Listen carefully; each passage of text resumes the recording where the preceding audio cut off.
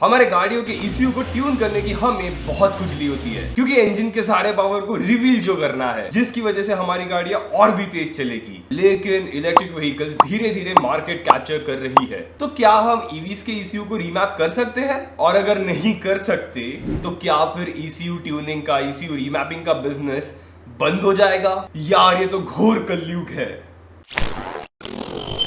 Petrol engine में से ज्यादा पावर प्रोड्यूस करवाने के लिए हम क्या क्या नहीं करते। हम टर्बोचार्जर इंस्टॉल करते हैं, एग्जॉस्ट सिस्टम में से कैटालिटिक कन्वर्टर को निकालकर उसे फ्री फ्लो बनाते हैं, और इतने हाई बूस्ट के लिए सही तरीके से फ्यूल मिले इसीलिए हम ईसीयू को भी रीमैप करवाते हैं, जिसमें ट्यून और एयर फ्यूल रेशियो को एडजस्ट करते हैं। और इसके बारे में मैंने अपने बुक में काफी अच्छी तरीके से एक्सप्लेन किया है।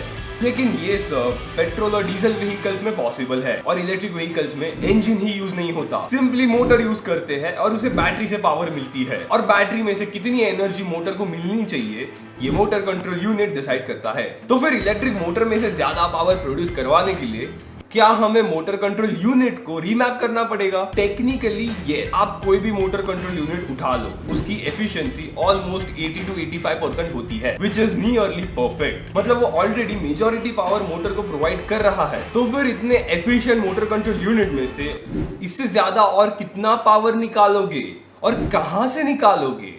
सो टेक्निकली अगर आप पूरा का पूरा मोटर कंट्रोल यूनिट ही रिप्लेस करोगे तो डेफिनेटली ज्यादा पावर मिल सकता है, क्योंकि मोटर के पावर रेटिंग के हिसाब से मोटर कंट्रोल यूनिट को बनाया जाता है। स्पेसिफिकली इसमें जो मॉसफेट्स यूज किए जाते हैं वो मैक्सिमम करंट और वोल्टेज के हिसाब से सिलेक्ट किए जाते हैं, और अगर इन मॉसफेट्स में से हद बाहर करंट और वोल्टेज पास हुआ तो ये मॉसफेट जल जाएंगे और गाड़ी चलेगी नहीं। और अगर मोटर में से ज्यादा पावर निकलवाना है तो डेफिनेटली उसे ज्यादा करंट और वोल्टेज देना पड़ेगा, because electric power is a product of voltage and current. और इसीलिए अगर पूरा मोटर कंट्रोल यूनिट ही चेंज कर दे with MOSFETs that can survive higher voltage and current तो डेफिनेटली मोटर में से ज्यादा पावर मिल सकती है। लेकिन अब बात आती है मोटर की। इलेक्ट्रिक व्हीकल्स में जो मोटर यूज की जाती है वो ऑलमोस्ट 90% एफिशिएंट होती है, मतलब उन्हें जितना करंट और वोल्टेज मिलेगा उसका 90% पावर वो प्रोवाइड करेगी। तो अगर मोटर कंट्रोल यूनिट में से ज्यादा करंट और वोल्टेज मोटर को मिलेगा तो मोटर ज्यादा पावर प्रोवाइड करेगी ना? टेक्निकली यस, क्योंकि मोटर्स को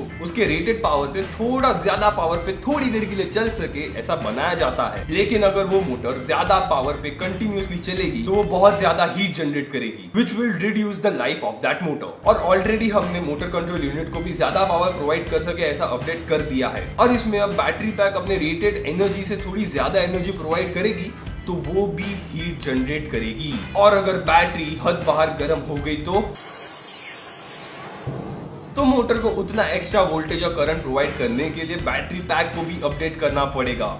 मतलब बैटरी पैक में जो सेल्स यूज किए जा रहे हैं उन्हें उनसे हायर करंट और वोल्टेज रेटिंग वाले सेल्स के साथ रिप्लेस करना पड़ेगा, जिसमें बहुत ज्यादा खर्चा होगा। तो फिर इलेक्ट्रिक व्हीकल के मोटर कंट्रोल यूनिट को रीमैप करने का कोई भी फायदा है? मैन्युफैक्चरर्स ने अपने इलेक्ट्रिक कार के मोटर कंट्रोल यूनिट को ज्यादा से ज्यादा पावर प्रोवाइड कर सके ऐसा ही बनाया होता है, प्लस उनमें अलग अलग टाइप के ड्राइविंग मोड्स भी दिए जाते हैं, जिसकी वजह से थ्रॉटल रिस्पांस में थोड़ा बहुत इंप्रूवमेंट होता है। तो टेक्निकली किसी भी इलेक्ट्रिक कार के मोटर कंट्रोल यूनिट को रीमैप करने में या फिर रीट्यून करने में कोई फायदा नहीं है। लेकिन अगर आपकी इलेक्ट्रिक कार में व्हील्स को पावर करने के लिए इंडिविजुअल मोटर्स यूज की जा रही है तो आप मोटर कंट्रोल यूनिट में ड्रिफ्ट मोड इंस्टॉल कर सकते हो।